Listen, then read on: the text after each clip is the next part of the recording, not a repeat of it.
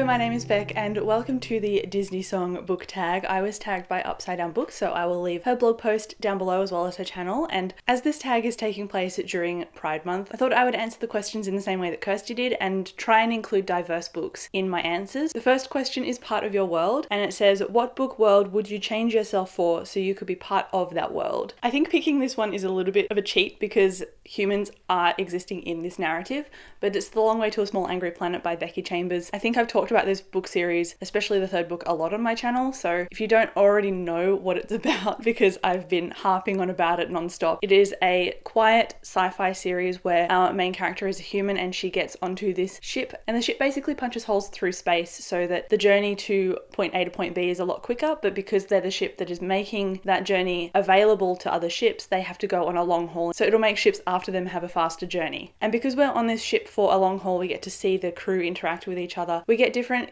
perspectives on humanity and life and culture and sexuality and gender, and there's also a species in here that is polyamorous, and there is a pilot of the ship who uses Z pronouns as well. Becky Chambers' narratives are just beautiful because they tend to not demonize people for who they are, they demonize the ideas that people cling to, and those things are always changeable and people always have the opportunity to change, and there's always a lot of respect running through these books. There's also a lot of self-identity and self-focus that happens in this series, so it's very character descriptive and it's very character focused, and this book really asks what it means to be human as well, and I like that existentialness to it that's captured in all of its characters. So I can't recommend this series enough, but it also doesn't have too much of a plot. There is a plot in it, but if you don't like character stuff and you prefer a really hard-hitting plot, this probably might not be the series for you. The next question is Let It Go. What book did you not want to finish because you loved it so much? I'm someone who, once I've started a book and I've started reading it and I know that I'm loving it, I keep reading it, but lately my motivation has kind of stopped me doing that, and I think it's partly linked to the books that I'm reading because I'm not physically reading any 5-star books and I've had a bit of a dry spell when it comes to 5-star reads, so I haven't really been gravitating towards picking up a book physically and sticking my nose into a different world, but I hope to be able to do that a little bit in the future because Rhythm of War is coming out later this year. A Trouble with Peace, I think by Joe Abercrombie, is coming out later this year, and V.E. Schwab's Addie LaRue is coming out later this year, as well as a new Rick Riordan book, The Last Trials of Apollo book. So I'm anticipating that I'll be able to stick my nose into those books, and I don't think I'm going to actually look up. I'm going to just devour them. So I tend to not put off a book if I'm really enjoying it. I think that's what I'm trying to say. The next question is Beauty and the Beast. What book do you think is/will be timeless? Oh, far out. That's a really deep question. I don't know if I have the ability to answer. Can I say a book that I want to be timeless only because it's super relevant and also quite diverse? It is the book of The Unnamed Midwife, and our main character in here is bisexual. She is obviously a midwife, a nurse, and this pandemic hits and it takes 7 days for people to either pass through the pandemic and live or pass away, and over 95% of the population have passed away because of this pandemic, and so it's become an apocalyptic book, and it's about this woman who has to disguise herself as a man because there's a higher percentage of men that survive rather than women, and so she has to disguise herself as a man to protect herself from sexual violence and from violence in general. And because she's a doctor, whenever she comes across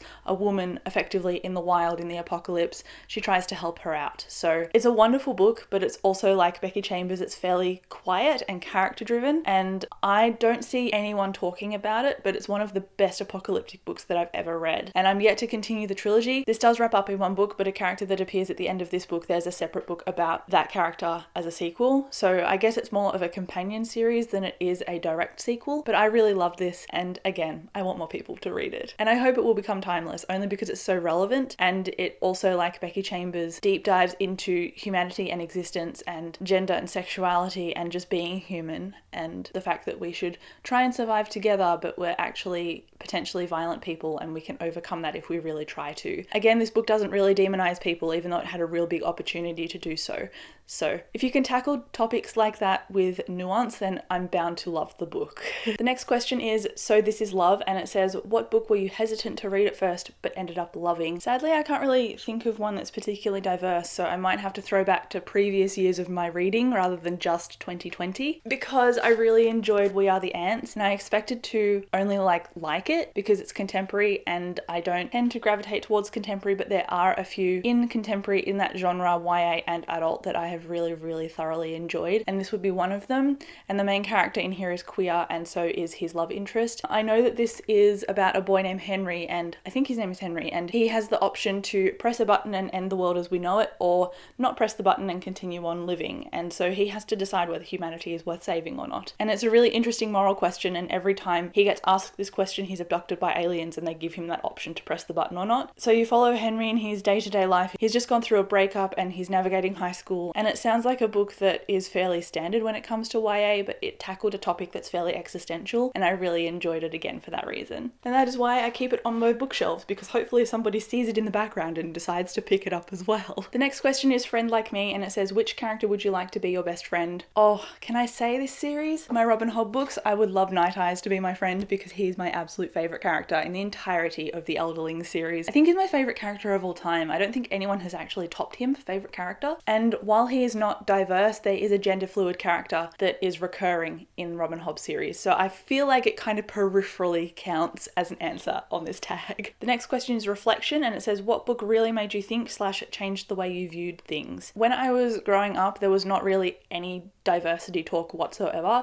There was just gay and straight, and that's it. And I never knew about different types of gender or non-binary people or trans people whatsoever. So going to uni definitely helped because I majored in gender studies. But then when I read this book here behind me, Record of a Spaceborn Few, that really opened my eyes in terms of understanding people. And not that it was hard to do anyway, because I'm fairly empathetic, but it just helped clarify things, and it helped me start to think about different pronouns and start using those in my head so that when I said them out loud, I didn't look like as much of an idiot when I said stuff aloud and I got stuff right. I've still made mistakes, but I've tried not to. And I think that's the major point of difference. You've got to try to become better. And that's what Record of a Spaceborn Few is all about. Oh, and that was the end. The next question is Colours of the Wind.